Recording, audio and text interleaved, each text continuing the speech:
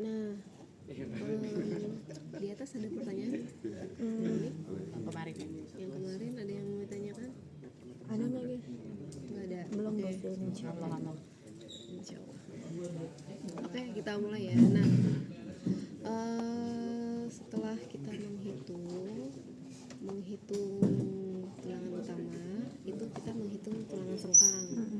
Nah, prinsipnya sama dengan sengkangnya Taibim gitu ya, sengkangnya balok itu sama. Jadi kita bagi per segmen. Nah, pertama kan kita lihat dulu di sini ya, berarti ya Oh no, malu kan. nggak apa-apa bu. Nah, detailnya di sini ya.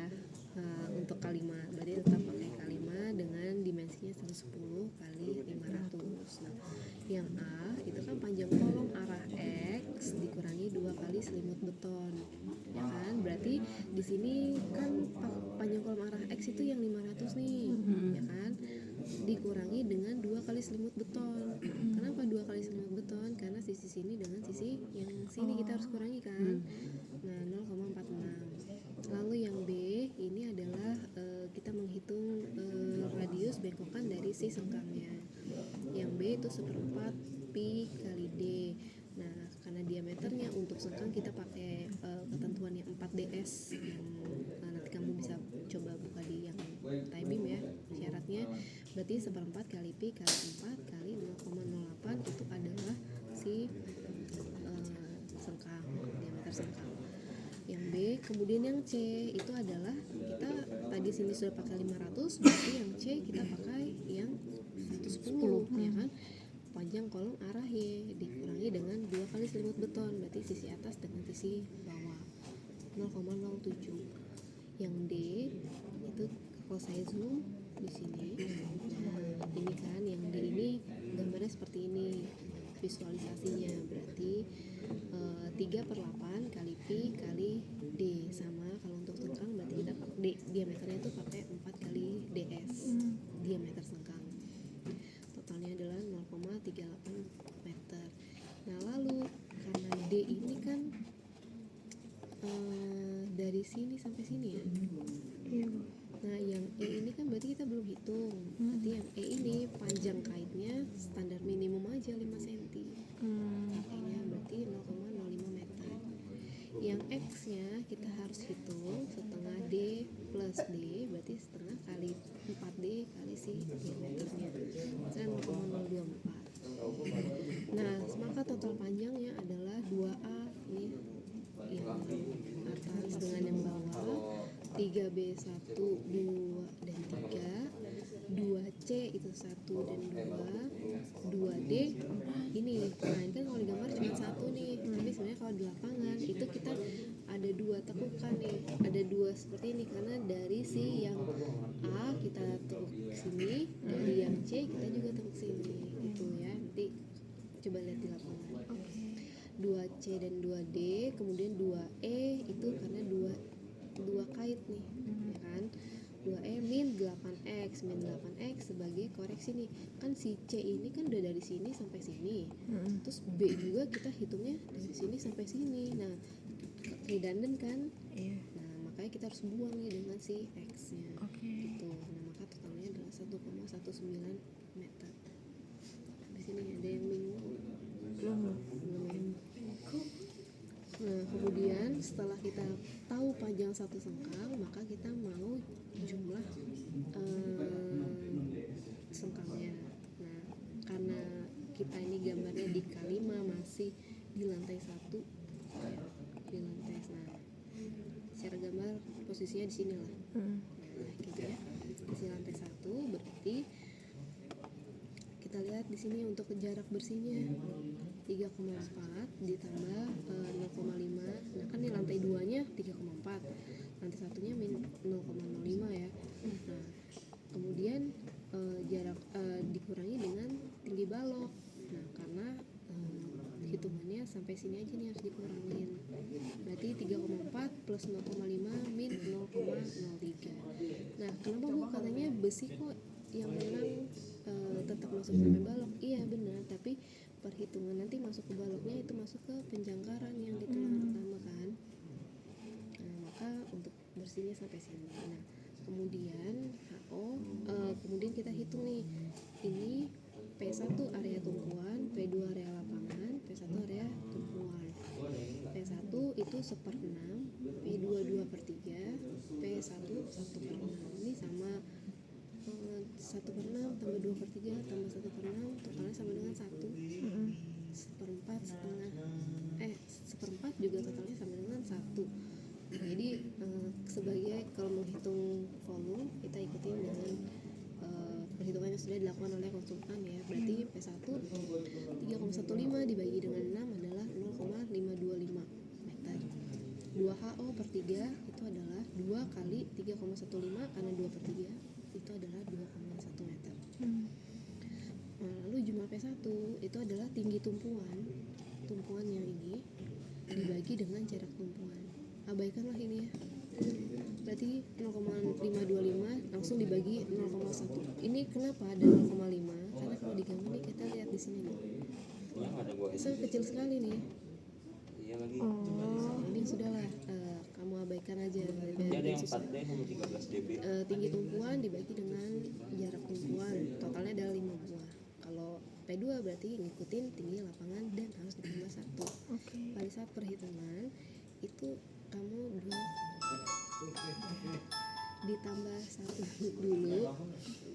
ditambah satu dulu kamu dapat hasilnya, baru dibulatkan. Bukan 2,1 per 0,15 kamu Buatin dulu. Terus kamu tambah 1. Tadi kenapa ditambah 1, Bu? Kalau secara di lapangan itu memang untuk menggenapi jumlah tulangan yang di sana, di kolom maupun balok. Nah, karena di lantai dasar tadi yang seperti saya sampaikan, maka tulangan kolom itu harus sampai ke pile cap, ya kan?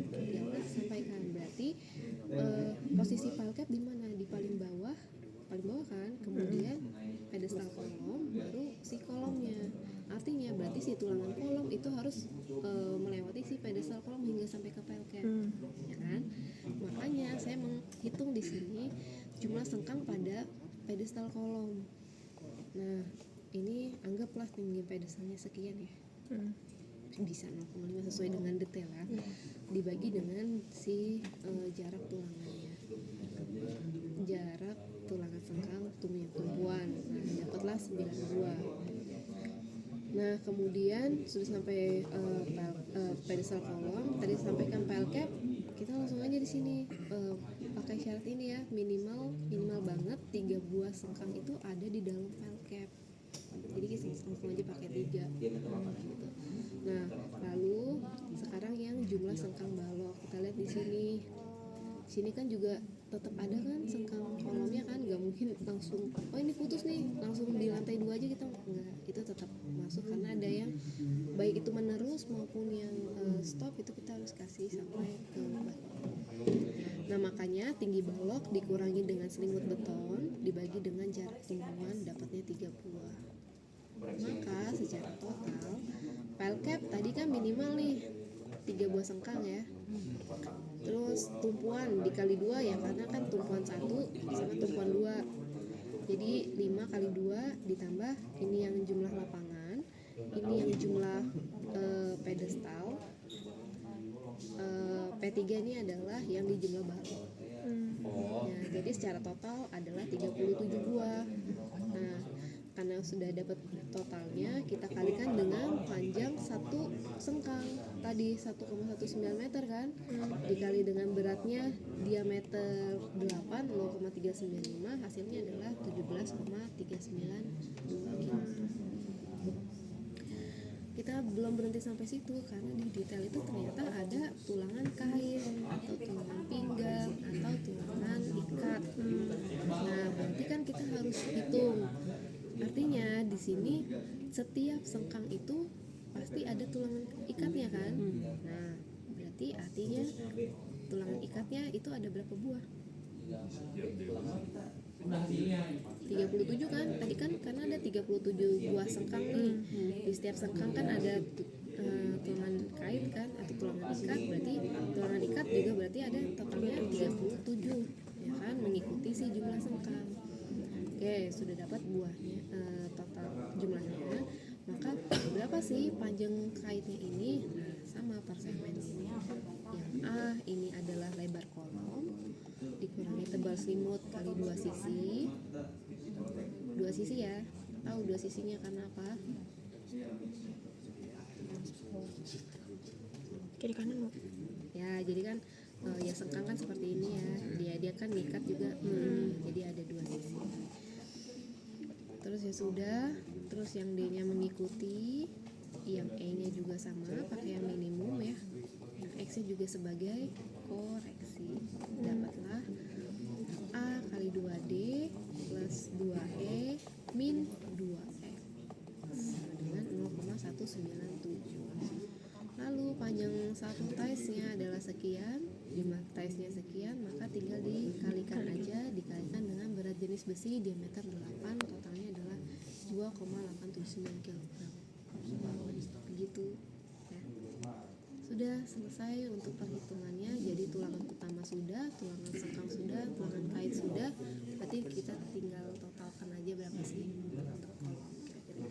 Oke, masih ada yang mau ditanyakan? Mau Bu, yang di bagian atas Bu, yang songkang.